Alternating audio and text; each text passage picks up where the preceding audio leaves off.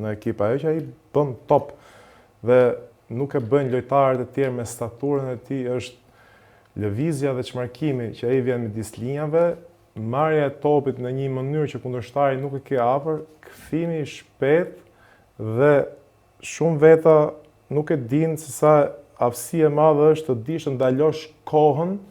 në time frame ku lëvizja jote për ty është aq normale, po për lojtarin kundërshtarin është shumë e shpejtë. Që do të thotë, nëse unë bëj 2 marrje të pastra, ty të duhen 3 lëvizje për të përshtatur, po unë ndërkohë jam 1 lëvizje plus. Dhe kjo lëvizje, kjo saksi më çon në një avantazh për të goditur nga një kënd që ti nuk e bllokon dot. Pra, kur e shikon, kupton që ai nuk ka diçka të veçantë, ai nuk është Ronaldo da Lima, nuk është Messi, por ti e kupton që ai është një miksim i Lewandowskit, Haaland dhe Ibrahimovic. Pra, kupton, pra është një lojtar që bën dhe 10-shin, bën dhe 9-shin, bën dhe 9-shin klasik, po bën dhe 10-shin klasik. Pra, rradh gjen lojtar me staturën e tij, me centimetra që ka që bën dhe Bone kurioz se unë du që edhe t'ja tregojmë pak,